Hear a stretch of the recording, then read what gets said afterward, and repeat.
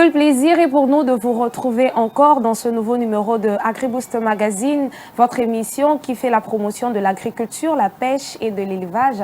Bienvenue à vous, chers fidèles téléspectateurs.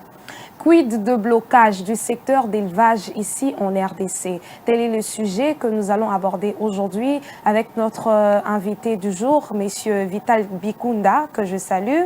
Il a plus de 20 ans d'expérience en aviculture. Mais avant tout, mesdames et messieurs, l'actualité du secteur.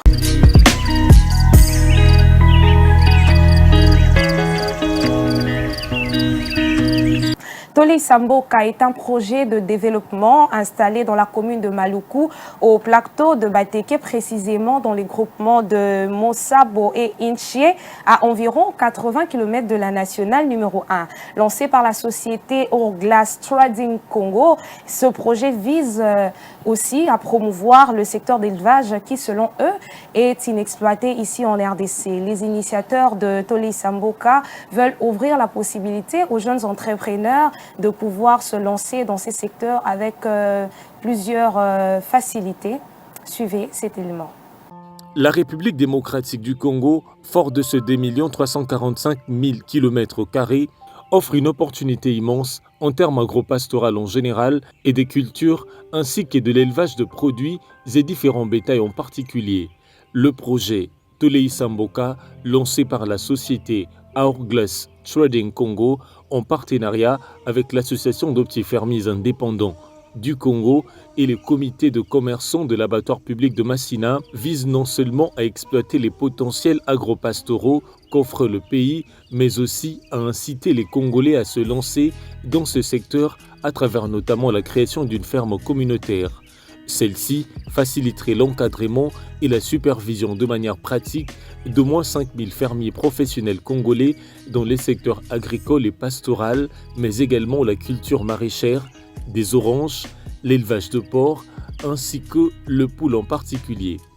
Tolei Samboka tient à exploiter les potentiels aussi bien naturels qu'humains et encourage la population à profiter de l'opportunité qu'offre le Grand Congo. Il vise ainsi à octroyer 3000 porcheries à 3000 entrepreneurs, y compris la production en moyenne de 150 têtes de porc par année par porcherie, soit au total 450 000 têtes par an, ce qui devrait positionner la RDC comme 5e producteur africain de viande de porc en 2 ans. C'est un secteur qui suscite un intérêt croissant en RDC du fait de la forte demande en légumes. Le maraîchage est le plus exploité par la plupart d'agripreneurs et agriculteurs dans la capitale congolaise.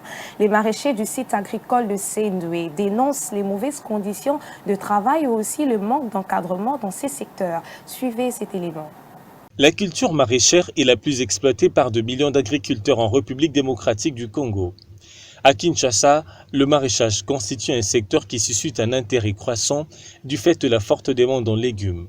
L'oseille, le amaranth, le feuille de patate douce et celle de manioc sont les cultures les plus cultivées par les producteurs. À travers ce 80 000 hectares de terres arables, la RDC est capable de nourrir environ 2 milliards de personnes dans le monde et augmenter les exportations.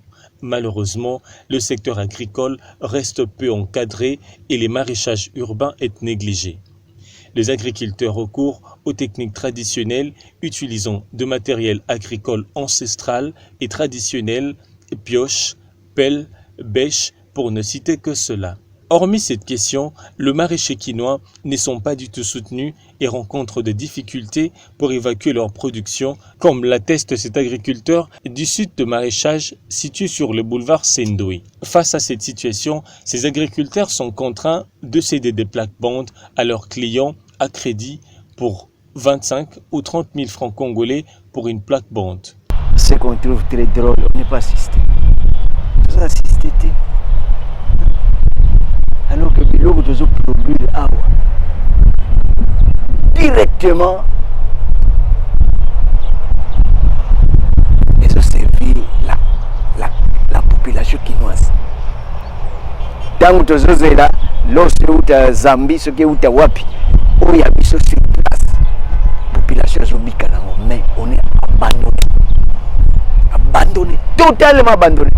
bato bayakaka aye na wenda asomi ayebi te biloko wana ebimi ndenge nini production yango esalemi ndenge nini bakipaka biso te très abandonné. Alors lelo soki mutu amonani apporter un soutien na ba maraîcher oyo ya Kinshasa di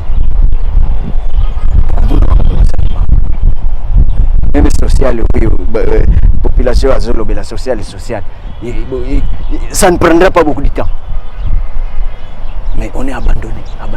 Les conditions sont très difficiles, dans des conditions très difficiles. Surtout comme dans la période de l'évacuation de produits, d'ailleurs, et pour les lagas, moi je vous allez beaucoup dépenser, vente, mais tu sais que maman bayaka. Maman bayaka a sepeli dans la période de il y a une abondance. Maman est la fière alors qu'on a dépensé pour maman on a des difficultés on dépense nos on n'est pas organisé sur le problème de la vente. La personne est tendue à 25 minutes, 30 minutes, 25 minutes, 30 minutes, tombe sur 25. Na pesi na ngai mbongo na ngai na kenda na obuka na okende koteka. La plupart de sites de maraîchage à Kinshasa ne respectent pas les équilibres environnementaux. Ils sont le plus souvent situés le long de macadam et exposés à toutes sortes de pollutions. Le maraîchage urbain peut contribuer au développement, créer de richesses et combattre la pauvreté. Cela est possible grâce au concours du gouvernement, bref, à la volonté politique du pouvoir public en améliorant la part du budget de l'État alloué au secteur agricole. Voilà, place à l'échange avec notre invité, que je salue, Monsieur Vital Bikunda. Bonjour. Oui, bonjour madame. Vous allez bien? Oui, je vais bien. Voilà, bienvenue dans le plateau de AgriBoost Magazine. Alors, nous allons aborder avec vous le sujet. Donc, qu'en est-il du blocage du secteur d'élevage ici en RDC? Alors, dites-nous, combien d'années avez-vous d'expérience pratiquement dans le secteur d'élevage? Oui, merci madame. Moi, en élevage, j'ai fait déjà plus de 20 ans. Parce que j'ai commencé l'élevage depuis que j'étais trop petit. Oui, depuis que j'étais trop petit. Et en grandissant, je le fais toujours. D'accord, vous élevez quel genre de bétail? J'ai des porcs, j'ai des dindons, j'ai des chèvres. Donc j'ai fait tout. Ah, d'accord, donc vous êtes en aviculture. Oui, de l'aviculture.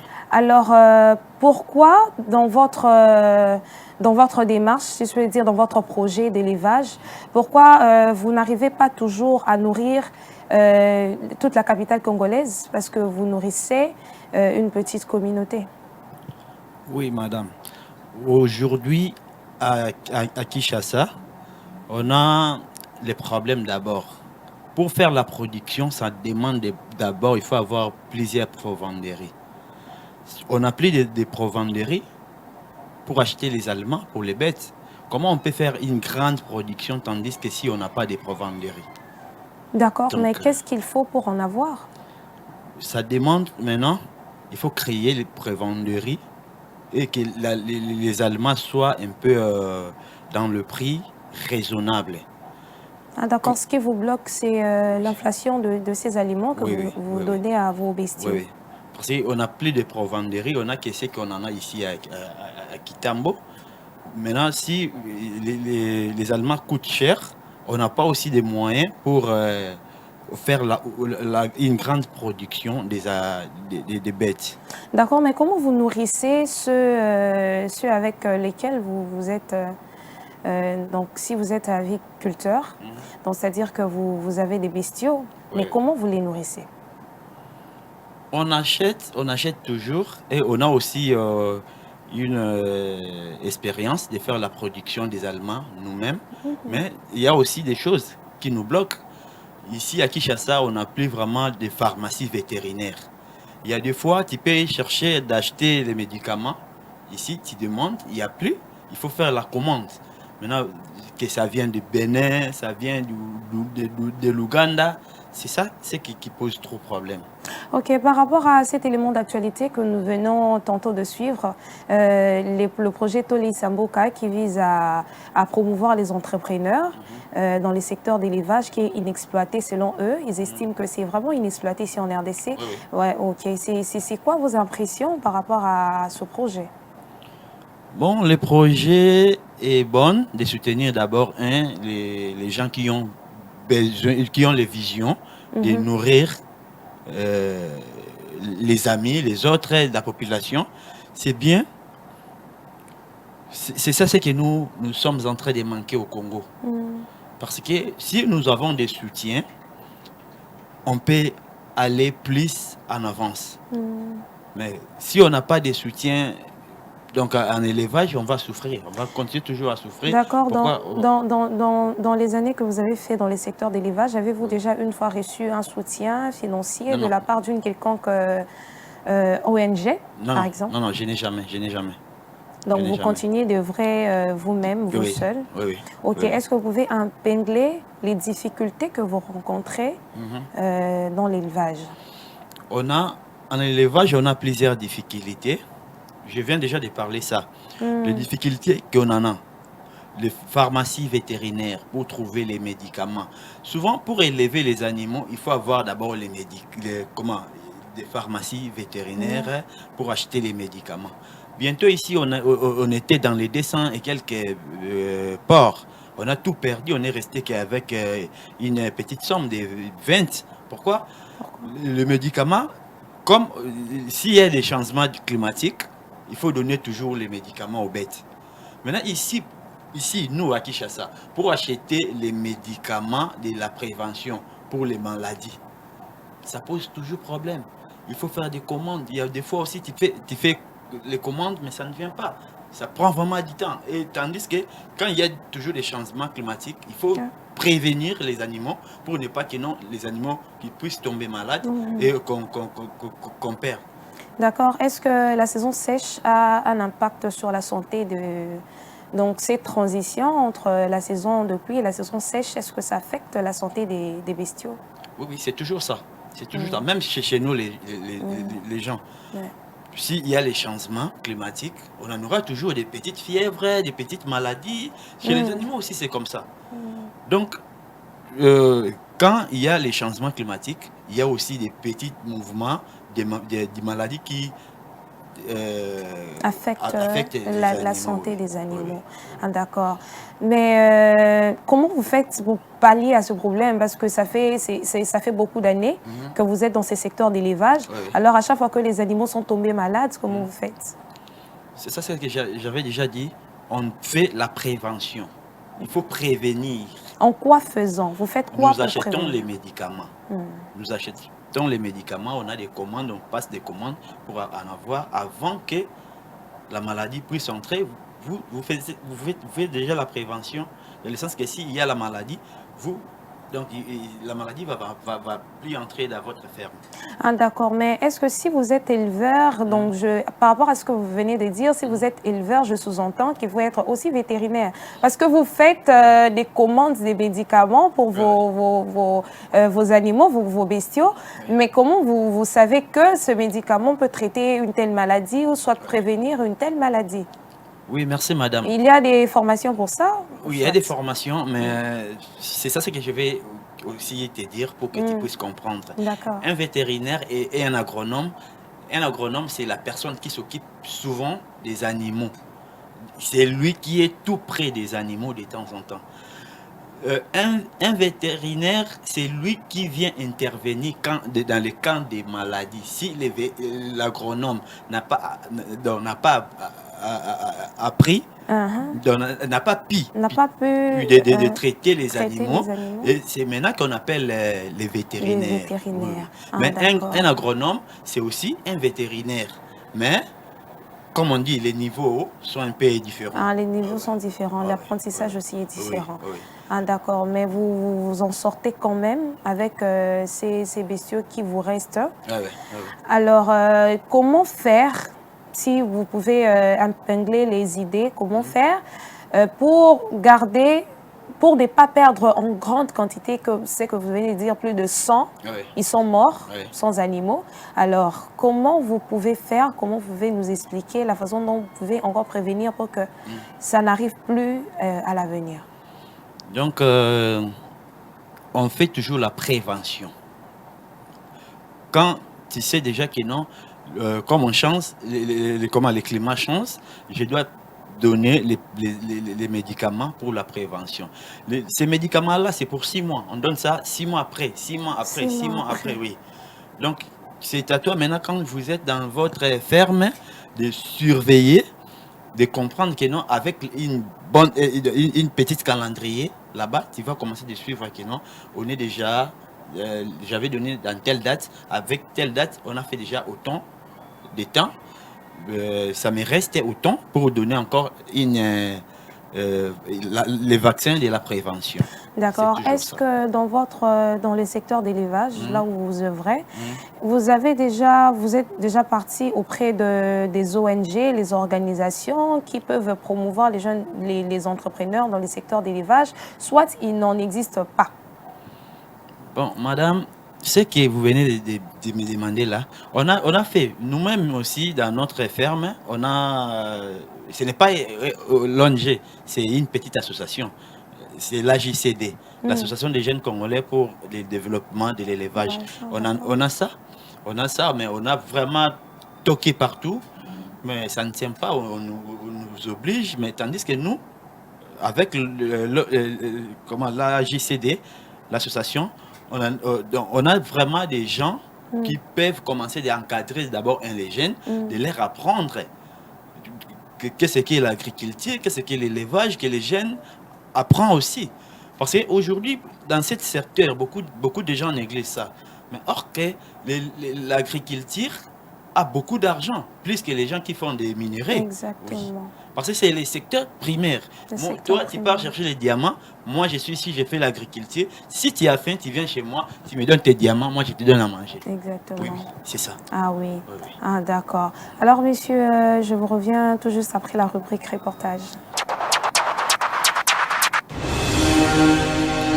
Dans la rubrique reportage, les éleveurs sont soumis à plusieurs contraintes pour entretenir leur bétail.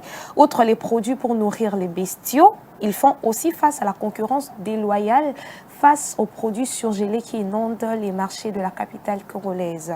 Chipanga, éleveur d'une soixantaine d'années révolues, a étayé les difficultés rencontrées dans ce secteur. Suivez ce grand reportage. D'une soixantaine révolue, Chipanga est parmi les passionnés de l'élevage.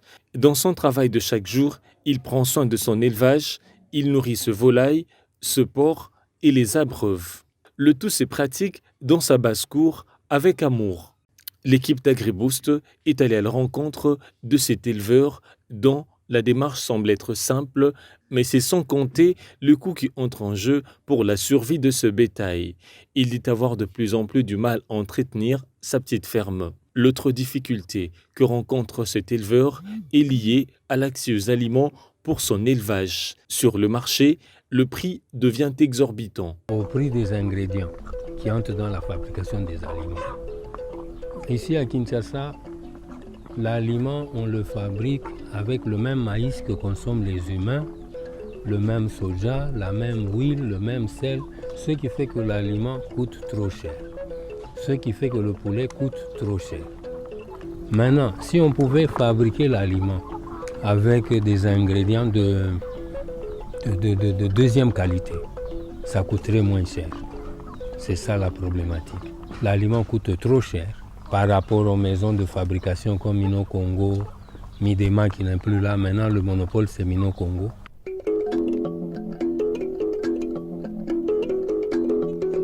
La situation s'amplifie encore lorsqu'il va écouler sa production de chair sur le marché. Une véritable casse-tête à cause de la concurrence déloyale qui le lie aux produits surgelés qui inondent le marché de Kinshasa. Il n'y a pas longtemps, nous avons fait des poulets pour les écouler pendant les fêtes. Nous avons fait beaucoup de poulets de chair. Mais on arrive entre le 25 et le 30 décembre, on n'a pu vendre qu'un tiers des poulets écoulés. des poulets produits. Tout le reste, on ne sait pas le vendre. Parce qu'il y avait beaucoup de surgelés sur le marché. Il y a aussi les carcasses des poulets de ponte qui proviennent de diverses formes, qu'on injecte sur le marché à bas prix. Et ça fait concurrence. Le marché ici, il est capricieux. Il vous compare toujours par rapport au surgelé. Et quand vous regardez le coût de production par rapport au prix de vente, vous voyez que vous ne vous retrouvez pas. Si vous devez vous référer au surgelé. Mais par contre, si nous avions un aliment à bas coût, là nous pouvons faire concurrence au surgelé. Mais maintenant nous avons l'aliment trop cher, nous avons le surgelé moins cher sur le marché, ce qui fait qu'on ne sait pas se retrouver. On ne sait pas faire face. Malgré cela, il tient à son travail et attend que les choses aillent pour mieux. Bon voilà, je reviens à vous, Monsieur Vital. Par rapport à ce que nous venons de suivre, Monsieur Chipanga, d'une 60aine d'années, il se nourrit de ces secteurs d'élevage. Alors, il se plaint de la concurrence déloyale face aux produits surgelés qui inondent les marchés de Kinshasa. Alors, dites-nous, votre production, vous les vendez comment? Parce que c'est une vérité, les produits surgelés, les gens préfèrent les produits surgelés, surtout ici à Kinshasa, que les produits frais, produits par les éleveurs ici en RDC. Mais comment vous faites pour vendre vos productions, vous particulièrement? Oui, madame, pour vendre, ça ne pose pas tant de problèmes. On a les gens, les vendeurs au marché qui viennent aussi solliciter d'acheter les bétails, ou soit dans les alimentations aussi. Si vous avez les bons, vous pouvez commencer d'aller vendre là-bas. Donc pour vendre, ça ne pose pas vraiment problème. Est-ce que vous vous livrez déjà dans le supermarché? Oui. Vous livrez déjà? Oui, déjà oui. Ah, d'accord. Depuis combien de temps? Ça fait au moins 4 ans. Que vous livrez dans les supermarchés. Oui. Est-ce qu'ils vous payent bien, ces gens? Oui. Vous vous retrouvez avec, par le fait que vous leur vendez. Oui. Mais est-ce que seulement vous faites ça dans les supermarchés ou soit vous faites ça dans le marché aussi? Oui. Parce que deux fois, nous voyons dans des marchés de Kinshasa les tables un peu comme des petits abattoirs qui, donc, on tue, bon, si je peux le dire comme ça, les aliments sont produits sur place. On prend une chèvre, par exemple, on la bat. À cet instant-là, vous le faites aussi? Oui. Là, on appelle ça sur-pied. Pour les gens là du marché, on leur vendrait l'animal sans être abattu. Là, on appelle ça sur-pied. Mais pour l'alimentation, c'est déjà abattu. Donc, on a déjà tout fait. On a enlevé la tête, les histoires là-dedans, et on pèse, on leur vend. Ah, d'accord. Mais vous les faites dans tous les supermarchés de Kinshasa ou soit non, pas dans vous ne les avez pas encore conquis tous? Non. Dans les petits supermarchés, les petites alimentations. Oui. Comme on n'a pas une grande production, on ne peut pas commencer de les faire dans tous les supermarchés. Dans tous les supermarchés. Oui. Parce que la production, on a toujours les problèmes de la production. Donc, comme on ne produit pas ici beaucoup, on a aussi des difficultés de vendre partout. D'accord, mais qu'est-ce qu'il vous faut pour produire beaucoup? Vous manquez quoi exactement? Bon, je parle sans rien cacher. L'agriculture et l'élevage, ça marche égaux. Oui. Pour bien réussir en élevage, il faut avoir aussi des champs. Tu fais la production, sel, les maïs, tu fais ta production de quoi. Mais aujourd'hui, tu peux commencer de faire l'élevage, mais tu n'as plus l'espace pour faire les champs. Ça pose toujours problème. Pourquoi on doit combiner tous les deux ensemble? Parce que dès que les animaux mangent, les animaux font sortir les fientes. Les fientes, là, je peux produire avec les fientes. J'ai fait les champs. Avec les champs, là, parce que donc, dans le domaine de l'agriculture, dans les champs donnent l'argent vite. Avec 45 jours, je peux vendre, je peux commencer déjà à vendre. Mais tandis qu'en élevage, je dois attendre Proposer alors une solution, dites un message clairement, proposer une solution pour que même ceux-là, même les éleveurs, même ceux-là qui travaillent peut-être dans ce ministère, de pouvoir valoriser cette image. Bon, pour moi, on ne manque pas les techniciens. C'est le gouvernement qui va faire sortir de l'argent. Je sais bien que nous, l'agriculture, ça ne dépend pas vraiment donc dans les autres pays, ce sont les individus qui le font comme il faut. Mais les gouvernements mettent toujours sa part aussi pour aider ces genres de gens-là. Donc, c'est toujours comme ça. Notre ministre de l'Agriculture et l'autre là de la pêche et l'élevage, soutenons-nous. Nous avons besoin de vos soutiens en tant que nous, les jeunes éleveurs, en tant que nous, les jeunes apiculteurs. Donc, nous avons besoin de vos aides. Donc, comment de vos aides, dans le sens qu'on puisse aller en avant. Merci, Monsieur Vital, d'avoir été de nôtre. Nous avons reçu pour vous Monsieur Vital Bikunda, qui est un éleveur aussi, a plusieurs expériences, plus de 20 ans d'expérience dans le secteur d'élevage.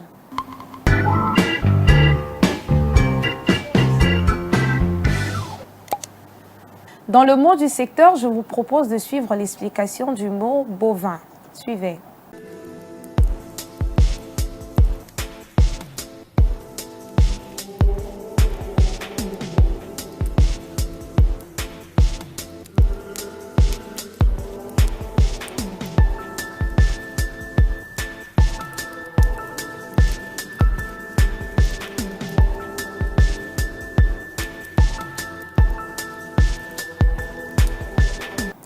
Et maintenant, quelques rendez-vous agricoles à prendre et à retenir. Suivez.